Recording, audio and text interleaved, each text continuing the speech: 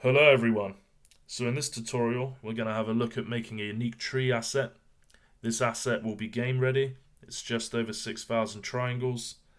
And to follow along with this you will need some form of 3D modeling program and a texturing program.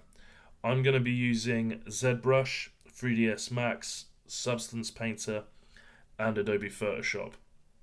That doesn't mean you have to have that software in order to follow along with the principles taught in this tutorial. I'm not saying you have to follow every single step to the T, but hopefully you'll find some useful information in here.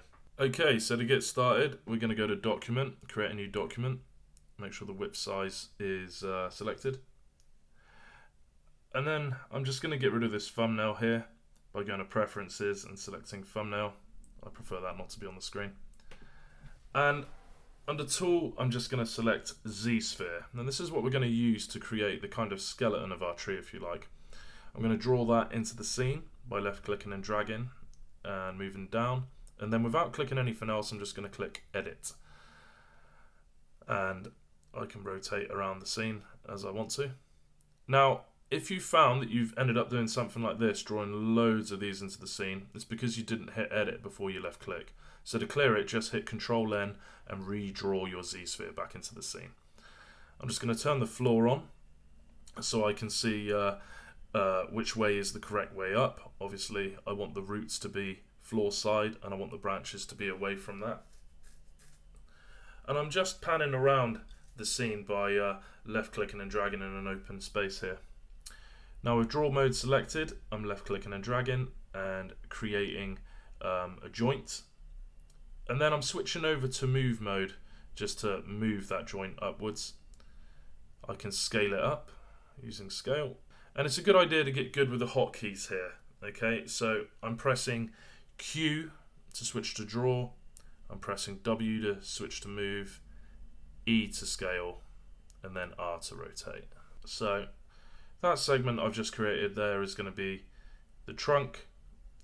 And I'm just creating another little segment here which is going to be one of the roots. So I'm starting very much at the base of what will be the tree. So what I'm doing here is I've dragged out the joint and I've just inserted another little segment there which will allow me to give the root some shape, and I'm scaling that down. I want it to be nice and narrow, and I'm just adding in some other joints here. Now I will say at this point you should always be looking at reference images of the tree that you want to create. Okay, so I will time-lapse this next section. To remove any unwanted joints, you just need to be in draw mode, hold down Alt and left click on that joint that you don't want. And to reframe your model, if it tends to go off screen, you just want to press F to recenter it. And finally, to zoom in and out, hold down Alt, right click and drag, and then whilst keeping right click held down, just release Alt and you'll be able to zoom in and out. Okay, so I'm going to go ahead and very much repeat the same thing with another one of the roots. I don't want to make too many of these because we'll be able to just copy parts of the mesh later on. One thing to be aware of here is to really make sure that you are narrowing towards the end of these roots, or branches for that matter. If you have a look at trees in real life, they always taper as they get towards the twigs. A lot of students' work I look at, the branches are really thick, and then all of a sudden they kind of just stop, and it's not a look you want. It just doesn't look natural. Okay, so now's probably a good time to save your work. I'm doing that just by pressing Control S, and it's always a good idea to save in iterative cycles. So never save over the same file. You want to name your file something like unique tree 1 and then save again unique tree 2, unique tree 3. Just in case anything corrupts, it's always best to be safe. So as you can see, I went for a little bit of a different shape on that second root there. I've put a little junction in so that it splits, give it a bit more of a natural feel. I'm going to time lapse the rest of this process until we get up to the point where we need to work with topology. So you'll notice that I'm creating more roots, I'm creating more branches, and for each branch I am again splitting it off, narrowing down And it's hard to tell you how many of these you want. Generally speaking, if you're going to have around 6 branches coming out of the trunk, you want to split those branches a maximum of 2 times. You don't want to go making loads and loads of little twigs. Reason being is because you're probably not going to see them, for one, once you put all the leaves on. And for 2, it's going to give you more work. You don't need to do it. There's an easier way, which I'll show you later on.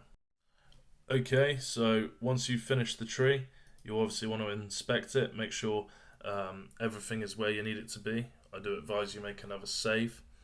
And then what we're going to do is we're going to have a look how it looks in Mesh Preview. So I'm doing that by pressing A on my keyboard, and I'm just turning on the wireframe here and deselecting fill. So you can kind of see how the topology looks, and as you'll notice, there's loads of unnecessary joints in there. So just go to Adaptive Skin, make sure you've got Preview on, Density at 1, Dynamesh at 0, and then you're going to make Adaptive Skin.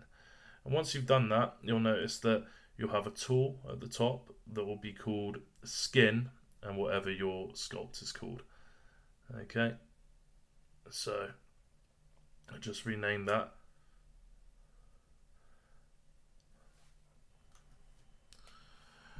Right, so I'm now going to go down to geometry, and we're going to have a look how we can optimize some of these segments. So I'm just going to go down to where it says delete loops. I'm going to type in 30 and I'm going to click delete loops, and if you have a look at that, it's absolutely magic. It's just gotten rid of all of those unnecessary in between loops. Now you might want to experiment with that slider. The angle of 30 works for me. Just have a little play around with it. You can always undo. The next thing I'm going to do is go down to Modify Topology, and I'm going to go down to Weld Points.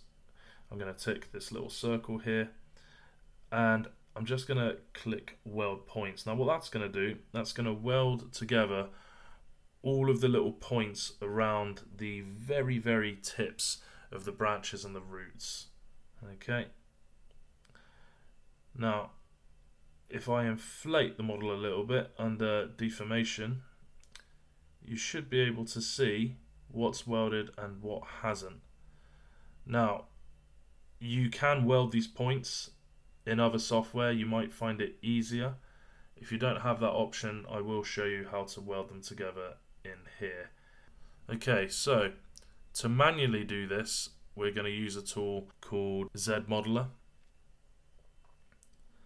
and we're going to hover over the point. We're going to hold down space, and then we're going to select stitch, and we can now left click on one point, left click on another, and it will come up with a little message that says stitch 2 points. And you'll just need to go around the model and check the edge of each branch and each root and make sure it's all nicely welded together. Okay, so remember to save your work often. On the draw polyframe, if you just make sure that that little fill word is highlighted, you should be able to see all of these wonderful colors on your model. Now what they are polygroups. Now if we go down to polygroups, you can actually adjust how the polys are grouped together. Now what I'm going to do is I'm going to hold down Control and Shift. Now this will change my brush to a select rect, and essentially if I just left click twice on a poly group, it will hide it, and then every following group I left click after that will also be hidden. And I'm going to do that just for this one root here, for example.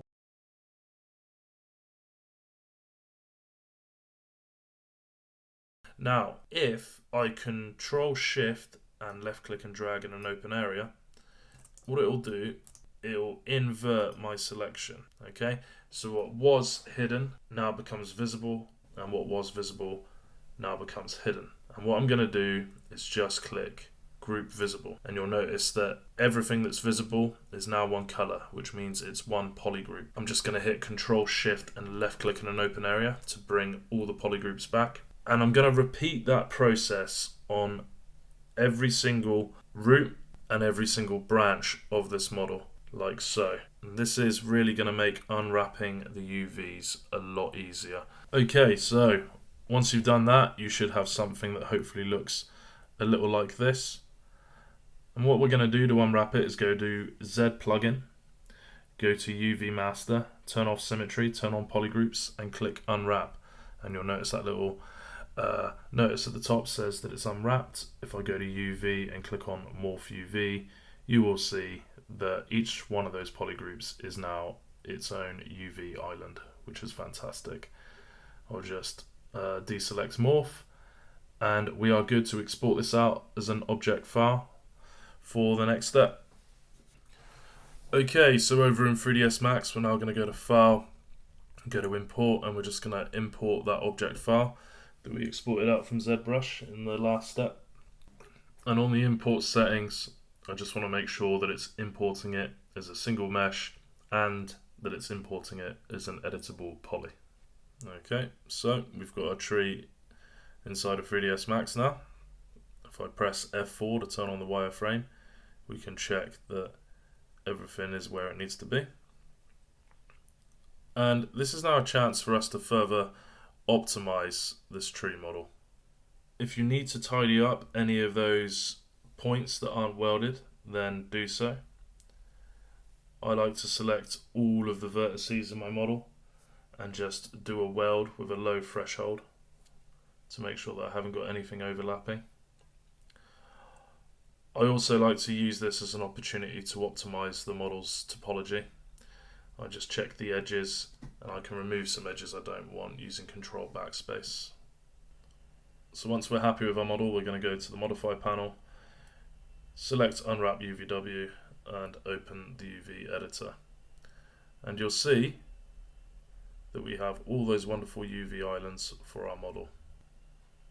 You'll notice that a lot of the UV islands aren't facing the same way up. And when we're working with texturing in programs like Substance Painter, it's really important that all of our UV islands are all aligned and facing in the same direction. If you can imagine a bark texture was going to be thrown across all of these islands, you'd want it all to flow in the same direction. So I'm just going to go round and select each UV island and rotate it like so. And I'm just selecting polygon and element and rotate to accomplish that. And once I'm happy that they're the right way up, I'm just going to select them all. I'm going to go to Arrange Elements. I'm going to make sure that Rescale is selected, but I don't want Rotate selected. And I'm just going to click Pack. And I'm going to scale them down slightly. And the reason I'm scaling them down is because I want to create room for where all of my leaf textures are going to go and anything else that I want to add on to the tree. So once I'm happy with that, I'm going to render out the UVW template. I can use this as an opacity map later on. I'm going to select the fill mode to solid and make sure that's completely white. Don't show overlap, don't have the edges. Decide where I want it to export to. I'm going to make sure that's a PNG file type. And I'll just call it UV template or something like that. And I'll just render it. I've done that to 4K resolution. And as you can see, it's quite a handy map to have. Okay, so once that's done, we're going to collapse the Unwrap UVW modifier. And again, we're going to export this out as an object file. Now this part is optional, it depends how you want to texture your model, but I like to start with a little tileable bark texture. So I just created a new Photoshop document there, 2K by 2K. And what I'm going to do is I'm going to sample a photograph I took of an oak tree. Okay, so I'm going to rasterize the image and I'm going to scale it up a little bit. This will of course depend on the image you're working with. And what I'm going to do is I'm going to photo bash it a little bit. So I'm going to warp the texture so it appears to be a little flatter and it takes up more of the canvas space. And I'm going to copy the layer and paste it on top. And then with a low opacity eraser, Just erase some of the parts I don't want, position it accordingly. And ultimately what I'm trying to accomplish here is something that can tile over and over and over without too obviously being repeated. It doesn't have to be perfect. Substance will solve quite a lot of that, but just something that's a nice starting point. So I'm just repeating that process again for the left side there. And then what I'm doing is holding down Control Shift Alt and E to copy everything that's visible into a new layer. And I'm just going to experiment with some of the color modes here, just to make it a little darker. So I've just gone for a hard light color mode there, with a dark filled layer underneath. And it's looking reasonable, but I can see some parts that are repeating. I'm going to throw another layer on top and lower the opacity slightly. Now again, I'm not saying that this specifically will work for you. You will have to experiment a bit with your texture. I'm just showing you some ideas of what you could use. So this is by no means necessarily a beginner tutorial. I would say a little more intermediate. And I'm going to go to Filter, Other, Offset. And I'm just going to offset this whole image space by a certain amount of pixels. And what that's going to allow me to do is it's going to allow me to see how the image will tile against itself over and over. Now I'm going to use the Clone and Stamp tool here. And I'm going to hover over a part that I want to clone. And I'm just holding down Alt and left clicking just to sample that part. And then where I want to stamp that part of it, I am literally just going to left click and drag. And I'm just going to repeat that a little bit. I'm also just going to manually paint some crevices and some highlights to help get the look I want. And once you've finished experimenting with that, just export that out as a PNG. I wouldn't waste too much time here though, it doesn't have to be perfect. Okay, so we're over to Substance Painter now. We're just going to start painting and we're going to go to File, New, and we're going to go with a PBR Metallic Roughness with an alpha blend. If you use that, you'll pretty much be okay for everything we're going to do in this tutorial. Make sure that we're set at 4096 document resolution, and obviously make sure that import camera and auto unwrapped are not selected. Okay, so once you've done that, you should see your tree model brought into Substance Painter. We're going to bring in that bark texture we just created, so if you did that part with me, then go ahead and drag and drop that in. You'll just want to drop that into the textures part of the assets folder here. Once you've done that, a little menu will pop up and you just want to make sure where it says undefined, you've got that set to texture. I'm just going to go to properties, going to go down to layers. I'm going to create a fill layer, delete the original background layer, and I'm going to hide every channel except color and height.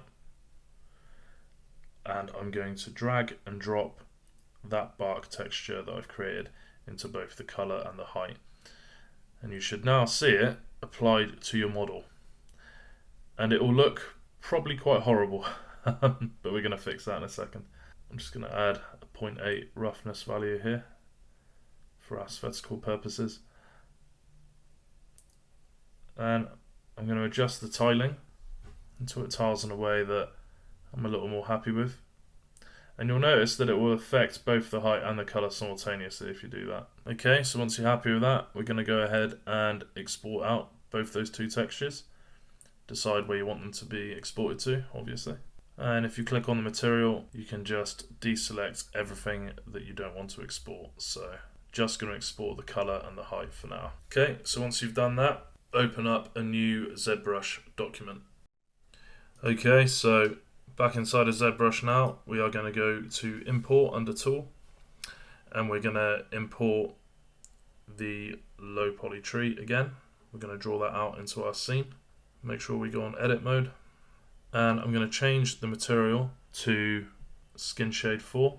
Going to turn Smoothing off under Geometry, and I'm going to divide it up a few times. So I've gone to Subdivision Level 6. You just want to make sure that you've divided this up so that the total number of polys is between 2 million and 5 million. I'm now going to import those textures. I'm going to go to Alpha, and import the height texture there. And I'm going to go to texture and import the color texture there. You'll notice that they're upside down. So to fix that, I'm going to go to alpha and go to flip V and texture at the top and flip V. And that will flip them the correct way around. So what we're going to do with the height is we're going to convert that to mesh data. And I'm just going to go down to masking and go to mask by alpha. Click on that and you'll see that it's applied the height map as a mask to my model.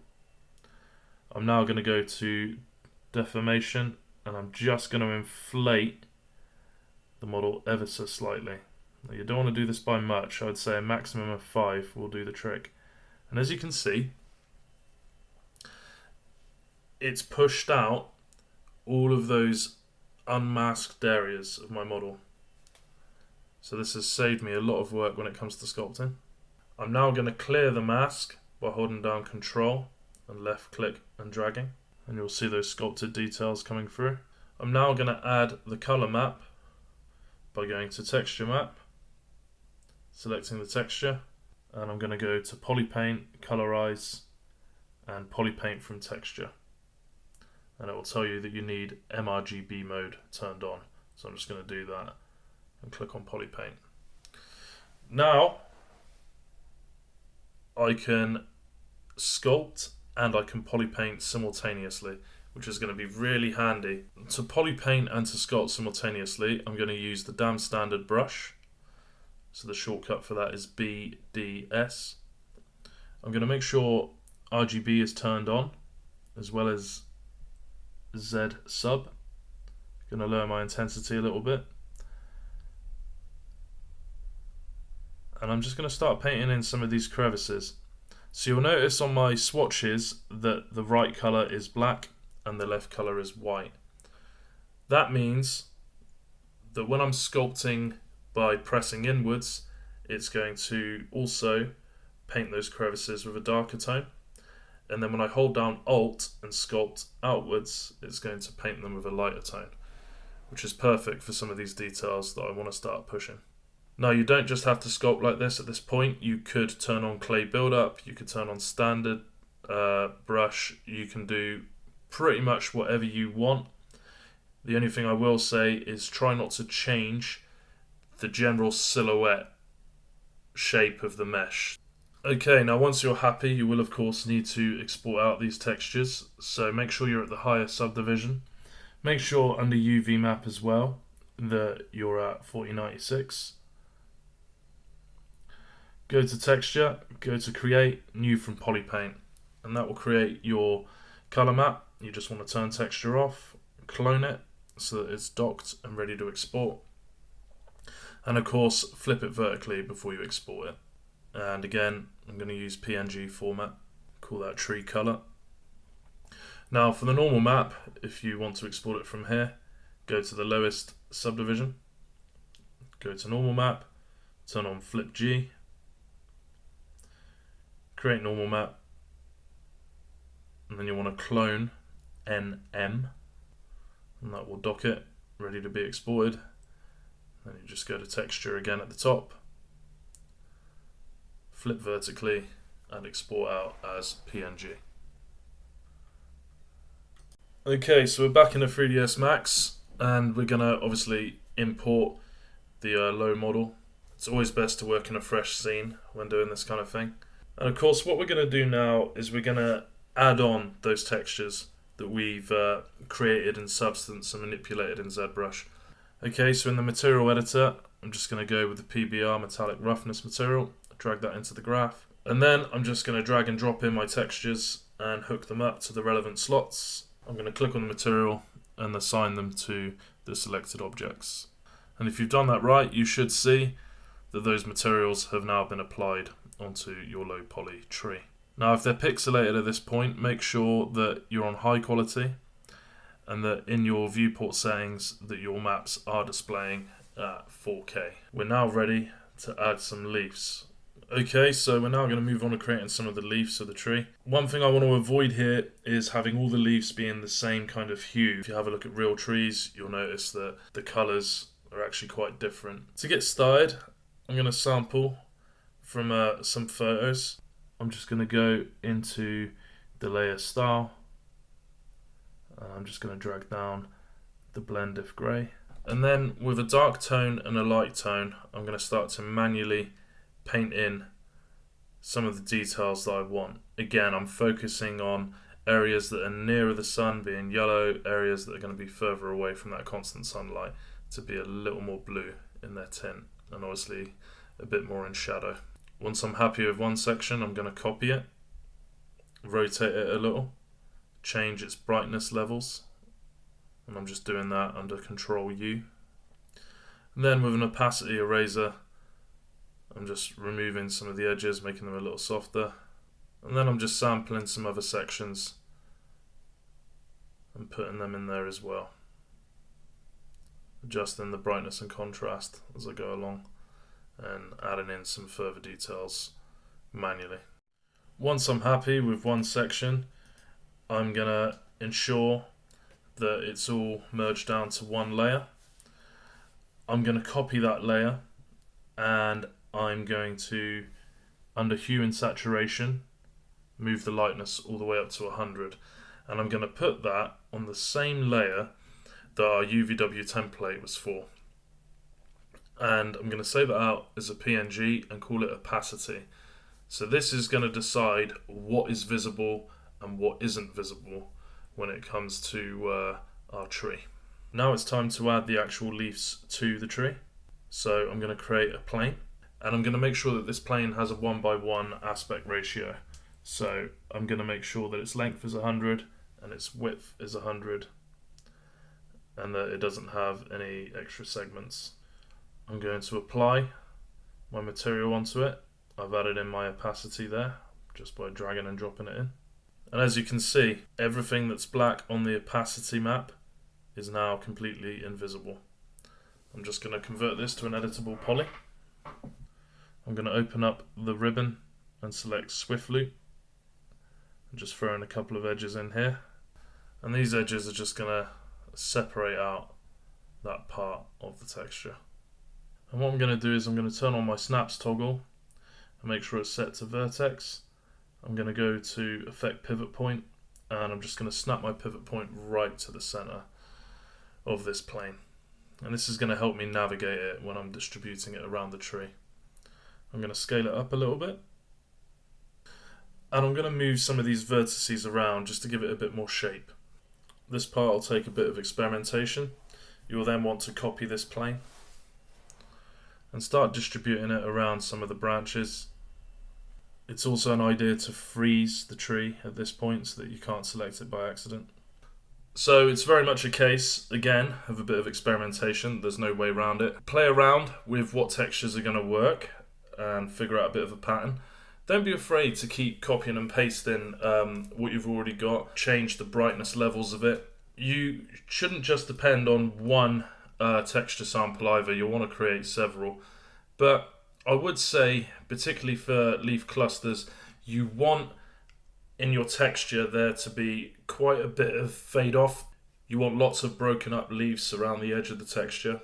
This way, when you copy the planes over and over into each other, they'll get a bit more of a natural blend. Repeat this process. Ensure that you've got different colours of leaf clusters. You also want to have some leaves that are more broken up than others, and you want to have twigs. It's a good idea to also create a bit of a palette. So I've named my palette in alphabetical order. So I've got leaf A, leaf B, leaf C, leaf D, and so on and so forth. This way, when I copy each one of these planes and I'm selecting it on my model, I can know where it's come from. So this is essentially the main part of the tutorial. There is a lot of trial and error that's going to come with this. I would advise pushing one cluster as far as you can. Try to figure out what the limitations are of it. Don't be afraid to go into editable poly and move some parts about as well, so you get a bit of a better fit. It's only then that you're kind of going to really know what the limitations of that leaf cluster are, and then you'll know what you'll need to make next. So it's kind of a system that constantly feeds into itself. Do your research visually look into the type of tree you're making, analyze it, try to look for areas that repeat over and over. As you can see, I've gone back, I've created a new palette here, and with this palette it's going to be focusing a little bit more on the blues rather than so much the yellows. I've got a few deep greens in here, deeper shadows, highlights in certain places. So some areas, no matter what you do, you won't quite be able to get it to look right because there's just no branch visible that's actually going to reach that cluster of leaves that you want. Now, rather than going through the entire process we went through again just to make another branch, one little hack here that you can get away with is to actually copy what we've already got. So if you just select part of a branch and we just hold down Control and Shift and drag that off to a side, it will actually copy that whole element but hold the texture with it. Now with that, we can optimize it. We can remove some of the edges. We can even change its shape. And as long as we do that in a certain way, the texture will actually hold. And what we can do there is to detach it, give it a name, move the pivot point right to the base of it, and we can add this to our palette. And no different to our palette, we can move this branch and just intersect it with any other branch that currently exists on our tree. Okay, so once you've finished distributing your leaves around the tree and you're fairly happy with the looks, what I'd recommend doing then would be attaching all of the leaves and the tree down into one object, and then just to separate the wood part of the tree from the leaves. So the trunk, the branches and the roots are all one object, and the leaves are all one object. The only thing left to do then would be to make sure that the leaves have a separate material ID to the actual other part of the tree. So I'm doing that just by adding in another PBR material here, hooking it up with the same textures. One of these materials I apply to the leaves, and then the other one I apply to the trunk of the tree. And there's many ways you can do this. This is just one way. Once you've done that, select everything and export it out as an FBX file. Okay, so into Substance Painter, we've now got the new and improved tree with the leaves, and if you've done what I said correctly about the material IDs under texture settings, you should now see two materials there. You can just go to trunk and leaves, so just name them accordingly. Okay, same as before, we're going to bring in all of those textures that we've been working on into the assets, and we're going to allocate them to textures. So I've got 4 of them now: opacity, color, normal, and roughness. I'm going to add in a fill layer, and I'm going to isolate each one of these textures by a channel. So I'm going to have a channel for color, a channel for normal, and a channel for roughness. So for the trunk, I've got color, normal, and roughness. I'm now going to move over to the leaves, and I'm going to do the same thing with the color fill. But what I'm also going to need is to add an opacity channel, so I can put the opacity map in there. Now, if you can't see that, you'll need to go into your texture set settings, and you'll need to add the channel. You should be able to see it there. It should say opacity. Now, if you can't see it there, it's most likely because you've opened up the wrong template. Okay, so remember the template I told you to select in the earlier videos. It needs to be PBR, metallic, roughness, alpha blend. And once you've done that, you should be able to add in those textures to fill layers like so. And if you've done that correctly, it should work. And I'm just going to add in the roughness fill layer as well. And that'll stop the leaves from being overly shiny. Okay, so one way to get started on this would be to do a bit of a color dodge. So you can try adding in a normal paint layer, call that color dodge, and just go ahead and change the layer mode to color dodge or soft light, something like that. And it's a case of, again, turning off most of your channels other than color, selecting a color that's quite light, going with a low opacity, and then just painting in areas of where you think light would hit the tree more than others. And it's up to you how far you go with this. Try to think of hot and cold color theory. So areas where light is going to cluster, they're going to have these warmer colours, they're going to be much more yellow, and then areas where light isn't going to get to, they're going to be more blue and green. Okay, so as you can see, I've messed around with a lot of fill layers. A lot of this depends what art style you're going for as well. So in this example, I've gone from more of a stylized approach to a little bit more realistic.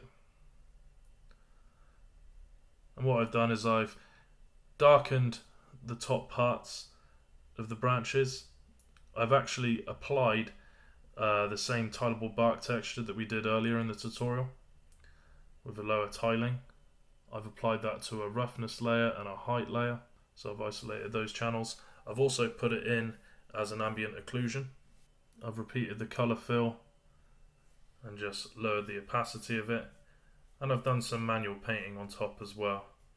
I've used some generators to tint the tree with a gradient, so areas that I believe are going to be permanently dark because of the leaves, I've just gone ahead and darkened them like so.